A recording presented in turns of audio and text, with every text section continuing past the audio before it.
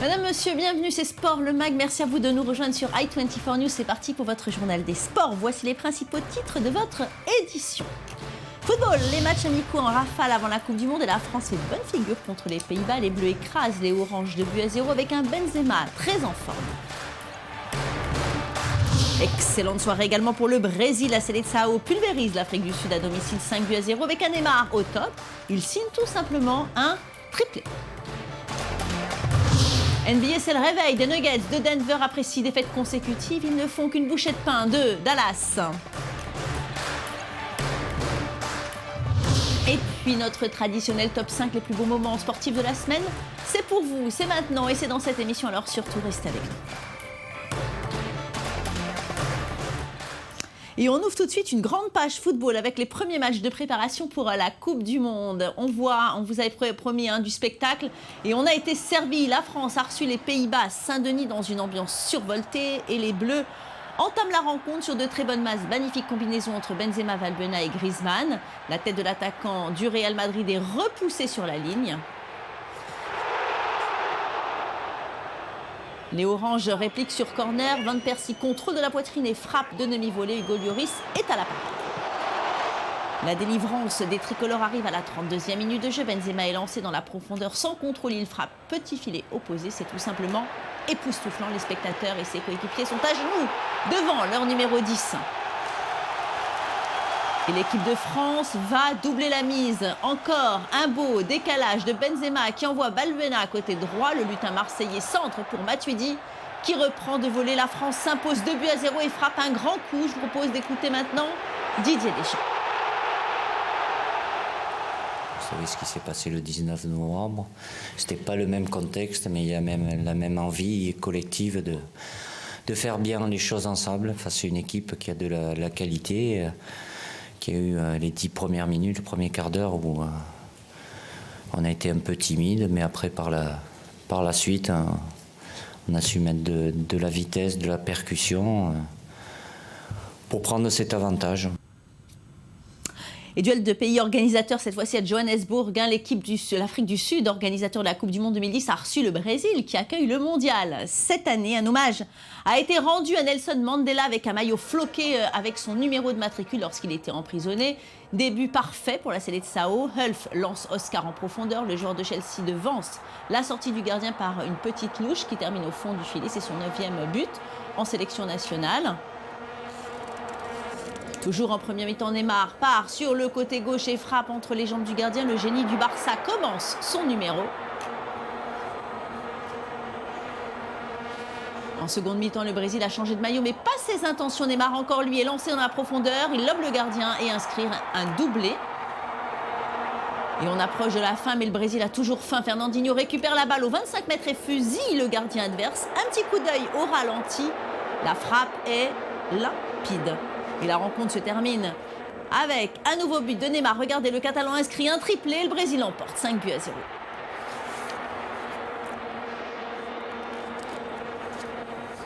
On continue avec l'Allemagne, l'une des grandes favorites de la Coupe du Monde, qui a reçu le Chili. Toujours beaucoup de ferveur à Stuttgart. 55 000 supporters ont fait le déplacement au stade. La Mannschaft commence parfaitement la rencontre. Les attaquants allemands se jouent de la défense chilienne après un très beau 1-2 de Özil qui décale Götze et qui marque de près. On regarde le ralenti. Les passes d'Özil sont toujours aussi précises.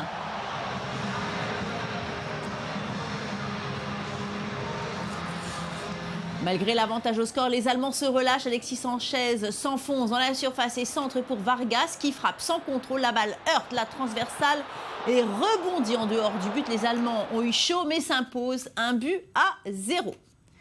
Après l'Allemagne, direction l'Angleterre où la sélection aux Trois Lions a reçu le Danemark. Les sujets de la reine sont venus nombreux au stade de Wembley pour soutenir leur sélection nationale. Ils étaient près de 65 000 au stade et les joueurs ont bien décidé de leur faire honneur. Belle combinaison entre Sturridge, René et Cole. Sterling est à la réception du centre, mais sa reprise heurte le poteau.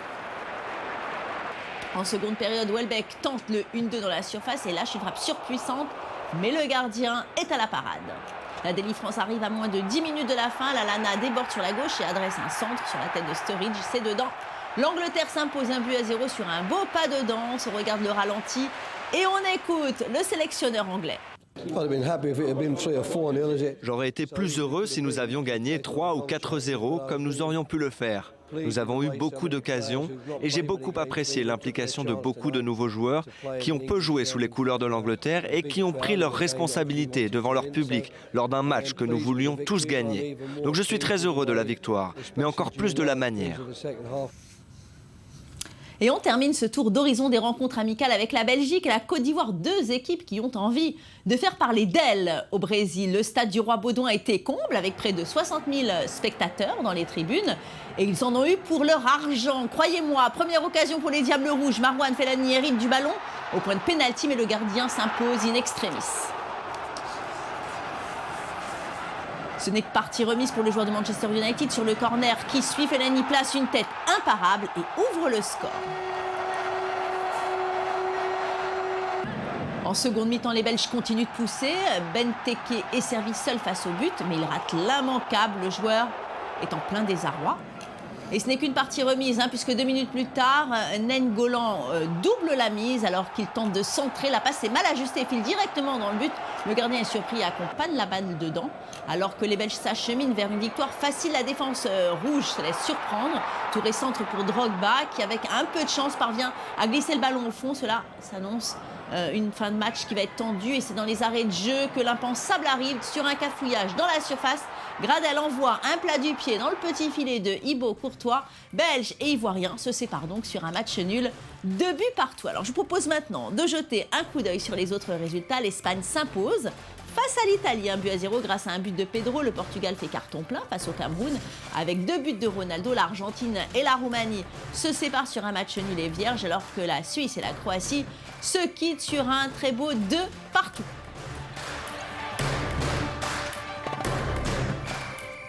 Et c'est maintenant l'heure de la revue de presse avec Lise Barenbaum. Tous les sujets polémiques de la semaine que les journalistes ont soulevés. Tous les gros titres des journaux, c'est maintenant. Allez, on commence notre tour de la presse sportive avec une polémique. Et c'est le Nouvel Observateur qui nous raconte les faits. Regardez, à moins de 3 mois de la Coupe du Monde, le Brésil est dans la tourmente. En effet, la marque Adidas a été dénoncée par plusieurs hauts dignitaires brésiliens. En fait, elle a sorti 2 t-shirts en édition limitée à l'occasion du tournoi. Et elle a été accusée d'incitation au tourisme sexuel. Pourquoi ? Parce que sur le premier t-shirt, on pouvait lire I love Brazil, et pour symboliser le mot love, un cœur en forme de fesse moulé dans un string était représenté.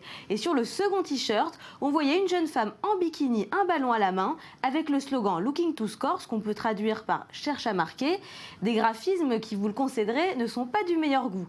C'est remonté jusqu'à la ministre brésilienne des politiques pour la femme, qui a dénoncé un vrai manque de respect envers le Brésil, et même jusqu'à la présidente Dilma Rousseff, qui a réagi sur Twitter en rappelant que le pays va essayer d'intensifier ses efforts pour empêcher l'exploitation sexuelle pendant la Coupe du Monde. En tout cas, ça a été assez pour forcer la marque allemande à retirer tous les t-shirts de la circulation. Allez, on continue avec du football et une nomination. Et c'est SoFoot qui nous en parle. Alain Perrin vient d'être nommé sélectionneur de l'équipe nationale de football chinoise. Il a signé un contrat de 3 ans et sa mission, elle est très claire. C'est emmener la Chine à la Coupe du Monde 2018. Alors, le job a l'air très alléchant, mais le journaliste pointe du doigt tous les inconvénients du poste. En effet, les Chinois, déjà, ils auraient préféré d'autres candidats, comme par exemple Marcelo Lippi, qui est l'actuel entraîneur du club de Guangzhou. Et les médias chinois ne s'en cachent pas. Ils dénigrent ouvertement le parcours d'Alain Perrin, qui, je vous le rappelle, était coach à Lyon et à Marseille. Il faut dire que Perrin a eu une carrière assez trouble. En 2004, il a été accusé d'exhibitionnisme et de harcèlement sexuel à l'égard de jeunes femmes qui étaient employées à l'Olympique de Marseille. En fait, il avait été surpris par des visiteurs dans une posture un peu compromettante. Ensuite, il avait été renvoyé et condamné à payer une amende pour les frais de justice de l'OM. Donc pour la presse chinoise, en fait, Perrin aurait convaincu les dirigeants du pays parce qu'il ne demandait qu'un salaire d'1 million de dollars par an. C'est donc un cadeau un peu empoisonné pour Perrin, puisque je vous le rappelle, la sélection chinoise est en pleine traversée du désert. Le pays n'a participé qu'à une Coupe du Monde, c'était en 2002. En 2008, pendant les JO de Pékin, ils ont même perdu à domicile. honte suprême. Donc Perrin a une énorme pression sur les épaules et on peut dire qu'il s'assoit sur un siège qui est quand même plus qu'éjectable. Et puis on finit notre tour d'horizon en plongeant dans l'histoire de la boxe. Il y a une vraie controverse en ce moment aux États-Unis, ça fait beaucoup de bruit. Et en France, c'est Slate qui nous rapporte l'enquête qui a été menée par le Washington Times.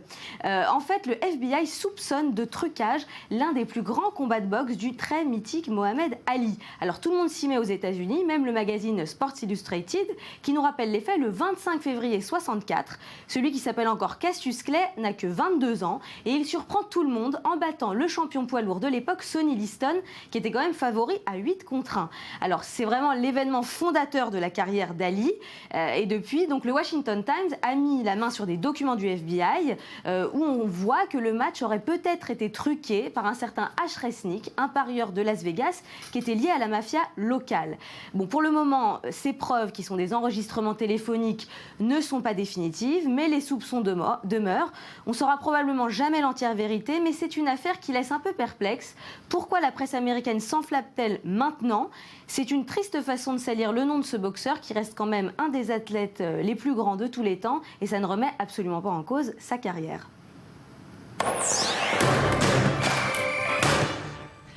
Allez, on passe à la NBA maintenant. Denver qui vient d'enchaîner 6 défaites de suite a accueilli les Dallas Mavericks. Et le match commence parfaitement pour les Nuggets avec ce super panier à 3 points de Ty Lawson. Très bon match de Lawson, 20 points marqués, 6 rebonds et 7 passes décisives.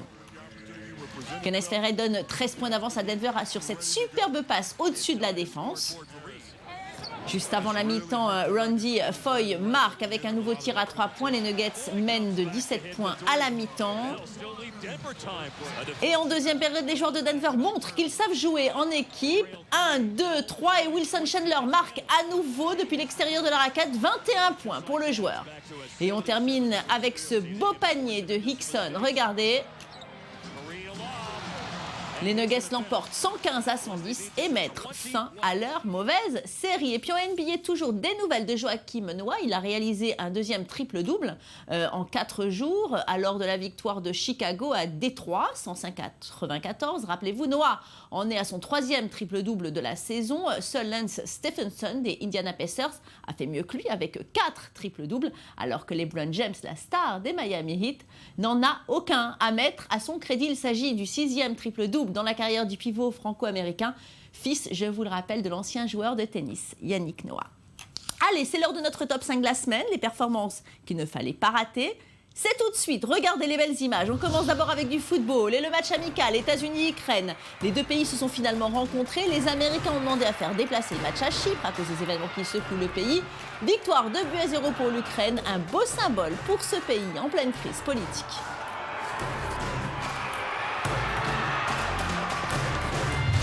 Et puis on part au Brésil, la Coupe du Monde se rapproche. Ronaldo, ambassadeur du tournoi, en profite pour faire la fête au carnaval de Sao Paulo. Les villes brésiliennes qui vont accueillir les matchs se sont illuminées pour marquer la date, plus que 100 jours avant le début de la grande fête du football. Et la 3e place bien méritée revient à un match de gala, rencontre au sommet entre les stars de tennis Djokovic et Murray dans un cadre de prestige, le Madison Square Garden à New York. Les deux amis et rivaux ont même fait un petit selfie posté sur Twitter juste après le match. Djoko est le vainqueur face à Murray qui se remet encore d'une blessure au dos.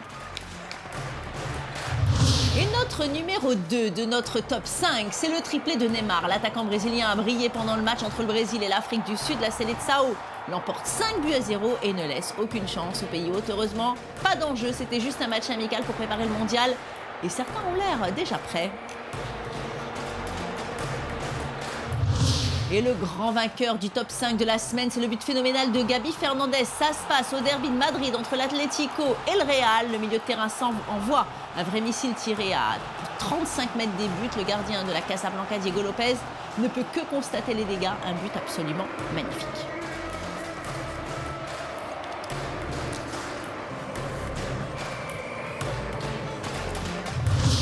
Et on vient de l'apprendre, les championnats d'Europe en petit bassin auront lieu ici même, en 2015 en Israël. Les épreuves se dérouleront dans le nouveau complexe Wingate Institute de Netanya. Situé à 30 km de Tel Aviv, le complexe peut accueillir jusqu'à 3000 personnes. La compétition se tiendra du 15 au 18 janvier 2015. On est prêt.